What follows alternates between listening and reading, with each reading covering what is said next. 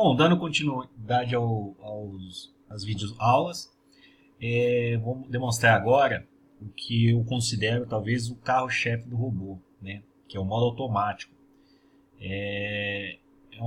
No modo automático, ele possui o Flash Price, que seria a operação em que ele detecta, em que entra no radar dele algumas moedas que estão num aumento considerável de volume ou numa queda considerável de volume, e com isso ele operando automaticamente a compra dela de acordo com o indicador e a venda, para poder tirar um lucro rápido nessa moeda.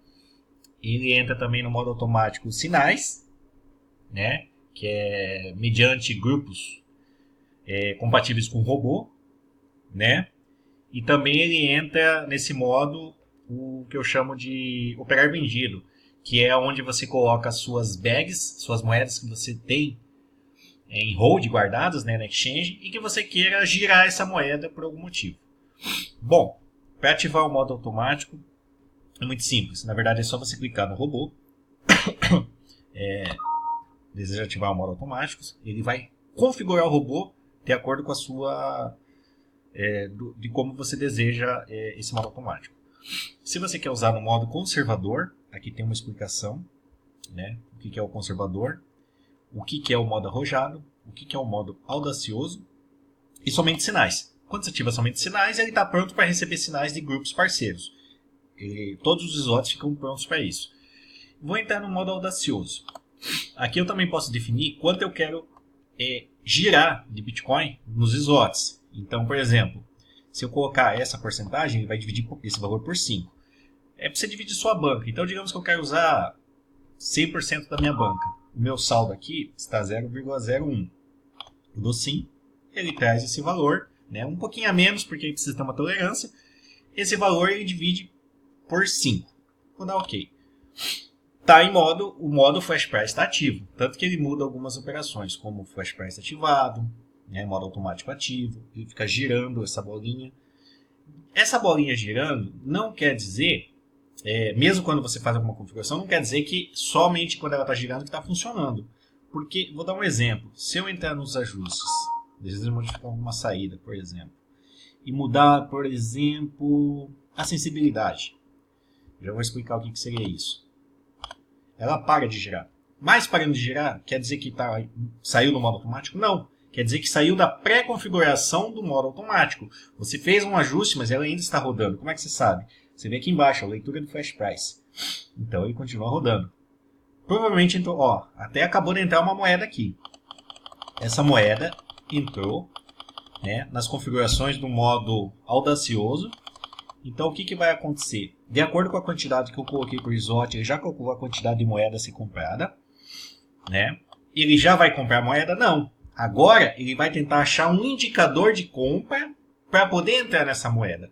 A partir do momento que ele achar um indicador de compra, eu estou usando qual? O modo arrojado eu uso o Fibonacci. Então quando ele achar uma retração adequada para a entrada dessa moeda, ele compra. Pode levar algumas horas até.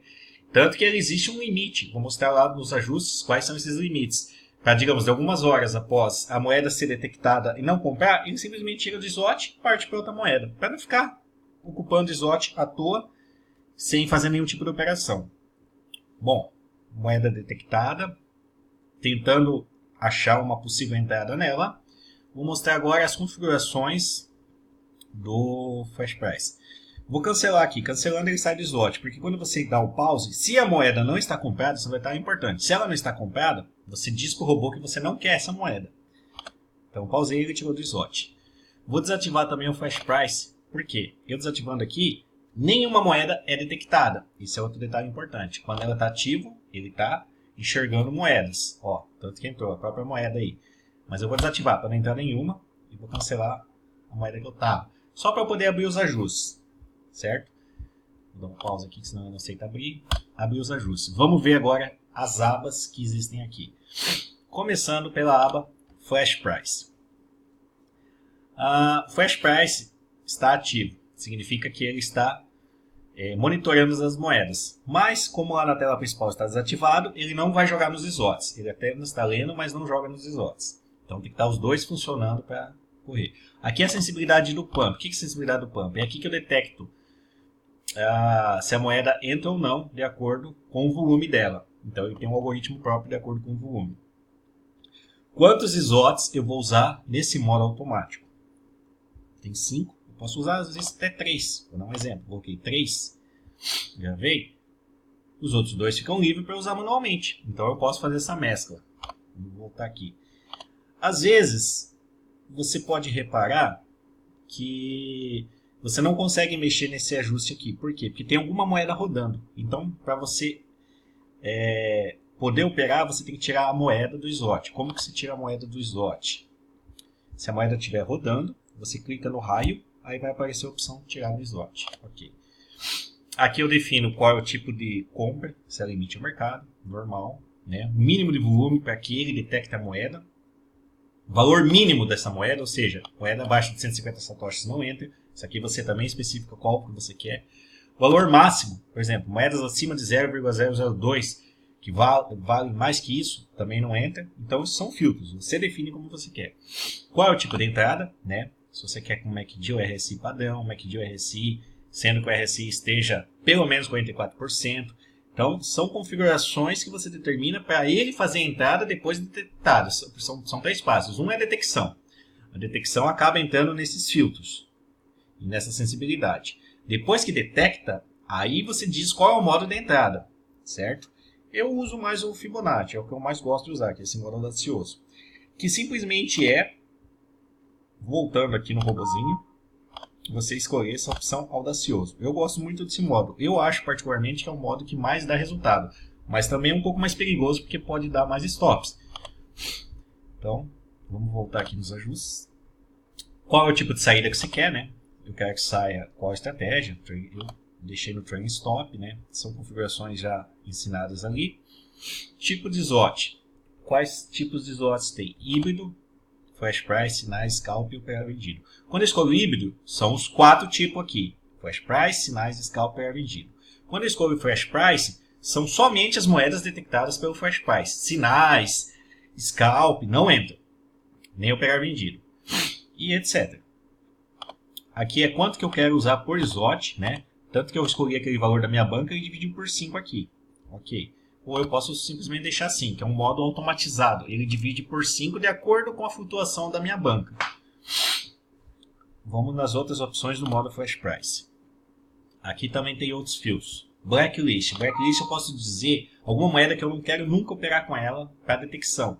Por exemplo, não gosto da moeda, vou dar um exemplo, a VIB. Eu coloco o VIB aqui, dou OK.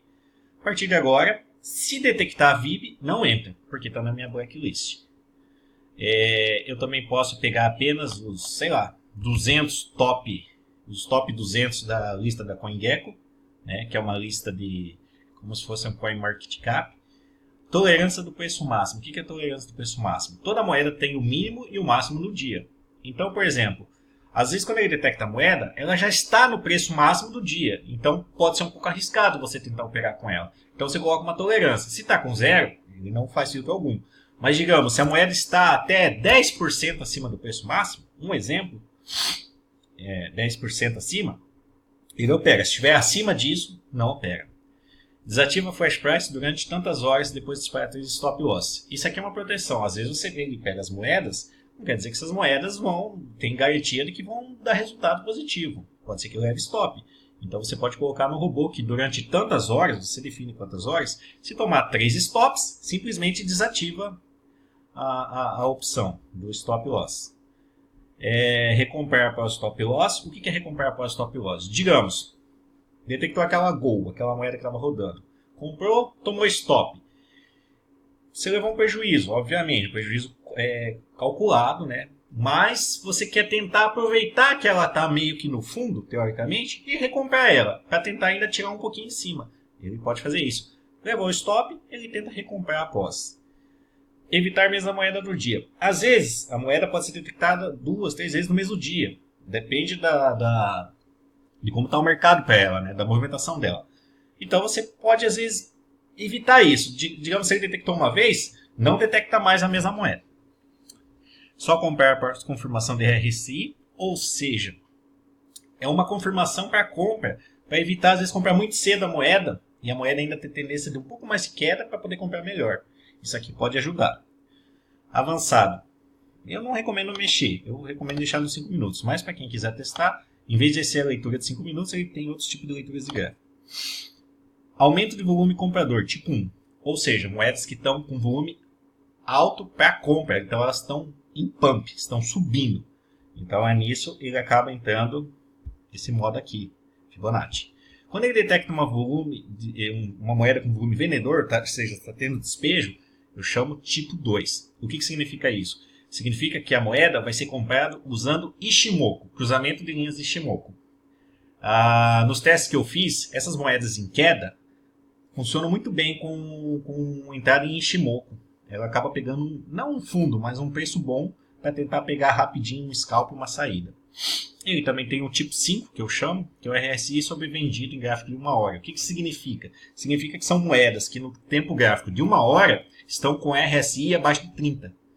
Então, com isso, são moedas que têm uma tendência muito grande de subir. Então, ele tenta comprar ali nessa queda teórica, né, nessa baixa teórica, para tentar ganhar na subida dela. Aquilo que eu falei antes, se a moeda não comprar em 6 horas, você define esse tempo, ele tira do slot e parte para outra. Atrasar compra. O que é o atrasar compra? Vou dar um exemplo prático. Se você está usando aqui a compra a limite, não a mercado, quando ele posta a ordem na compra, por exemplo, está usando em Fibonacci, entrou na retração, vai postar a ordem de compra, em vez de ele postar a ordem no valor do gráfico, ele joga um pouco mais caro do que efetivamente é. Para quê? Para fugir da manada. Porque ali nesse cruzamento tem muita gente já comprando ali. Então ele joga um pouquinho mais caro para ser mais fácil de cumprir essa ordem. Lembrando que isso funciona na compra a limite. Vender pelo preço de compra após 30 horas. O que significa isso? Às vezes ele comprou a moeda, tá lá, e ela não sobe, não bate a venda. E ela pode até perigar cair para o stop. Então após 30 horas, ou a hora que você colocar aqui, você define que se a moeda não subir, mas ela está pelo menos no preço de compra, ela vende pelo preço que ela comprou. Às vezes ela dá um pouquinho de prejuízo, pouca coisa, porque às vezes a compra e a venda e mais a taxa pode não dar igual, e ainda mais a mercado. Mas pelo menos você tem um prejuízo mínimo aqui, ou sai no 0 a 0. E o Stop TS é para caso você escolha sair da Trailing Stop, você define usar o Stop TS com aquela opção que foi explicado no vídeo anterior, de que caso o alvo do stop esteja um pouquinho abaixo do antiprejuízo, ele acaba vendendo abaixo, no mínimo, dessa tolerância. Se estiver abaixo disso, ele vende. Acima disso, não.